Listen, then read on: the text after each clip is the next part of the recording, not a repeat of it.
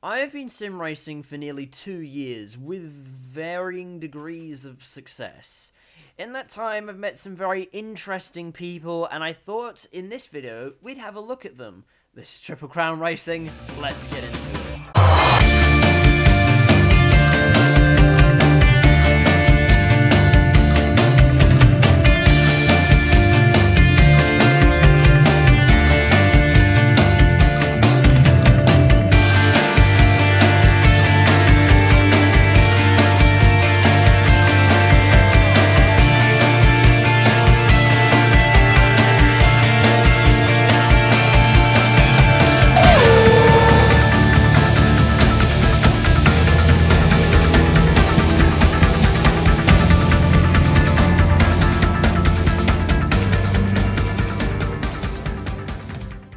Before I get into this, these are just jokes. These aren't supposed to be taken seriously. They're just stereotypes of sorts of people that I've taken aspects of some of them and taken aspects of others and combined them into one stereotype, and they don't necessarily apply to any particular individual.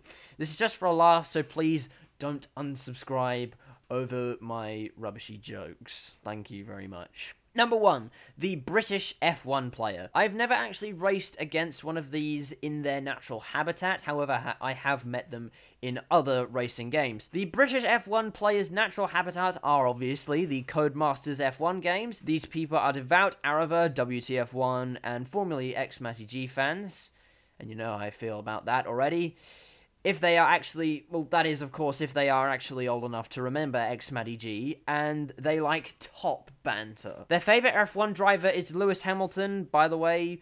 They also think IndyCar is bad because ovals are too easy. These drivers will have hilarious reactions to getting taken out of a race. Contact that involves them being spun out will result in a rapid fire of words beginning with F. Now, where can you find these people? Well, if you want to spot one, check some of the F1 racing leagues like AOR, SRL, and CRL, and you may have a decent chance of finding some. While you can tame them and make them your friend, tread carefully, it may not go too well for you. Number 2, the guy who's just there for the fun of it. This guy is quite a likable person because if your British F1 player is on the extreme end of the spectrum in terms of seriousness, this person is the most chill side of the spectrum. This person only races for the social aspect and just for the fun of it.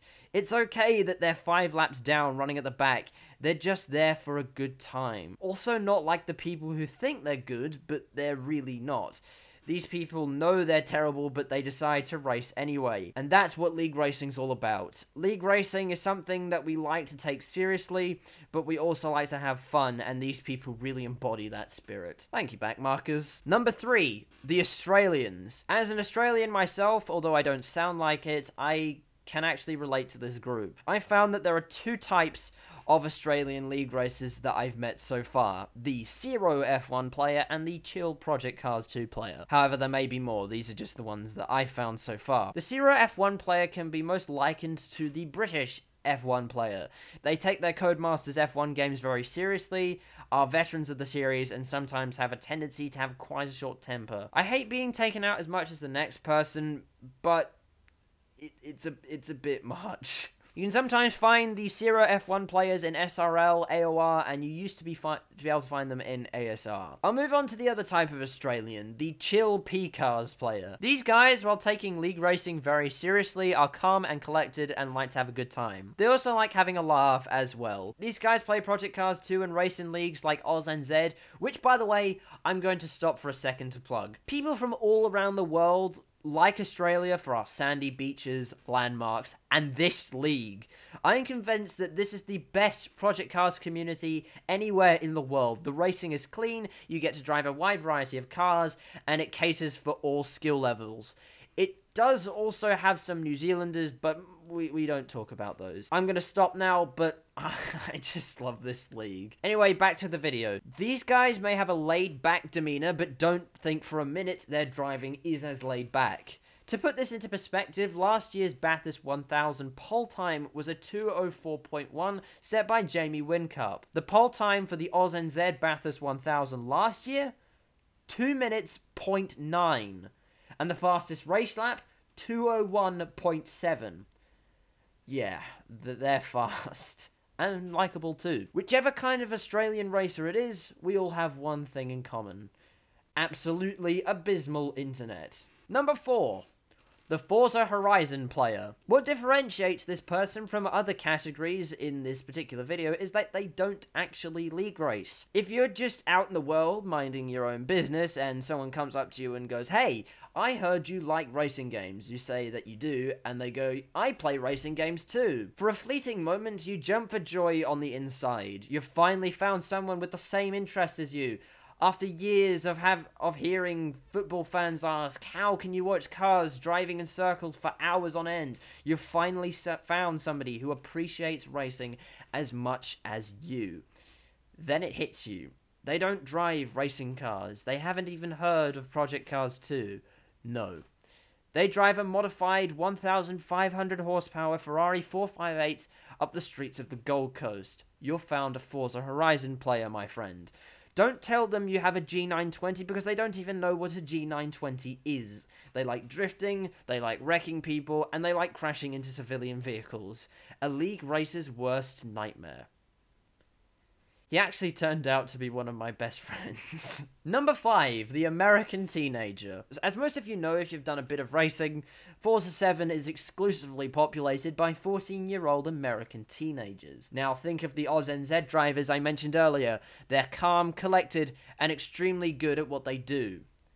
The same doesn't really apply here. These guys, first of all hate each other. You'll see many disputes arise about stupid things sometimes in these series.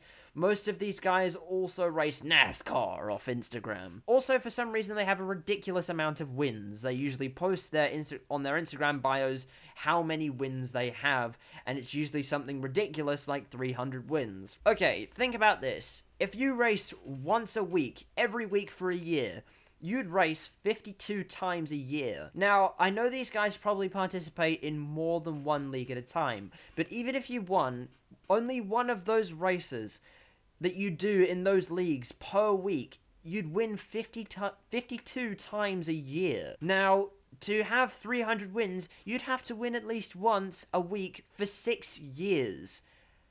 How do you have that many? It's not possible. AOR, SRL, Aus-NZ? No. They race in stuff like the Bush Beans Cup Series. And no, they aren't actually sponsored by them. Anyway, that's the end of this list. I hope you've enjoyed. Again, I'm not trying to offend anyone. I'm just having a laugh with you. Maybe you are one of these people, and I hope you can have a laugh at yourself. Personally, I fit into all of these categories in some way. So, even if you are a bit triggered, try to see the funny side. I hope you do. And I also hope you don't unsubscribe as well. I'd prefer if you didn't. Anyway, if this has attracted some new people, like, subscribe, and I'll see you next time. Goodbye.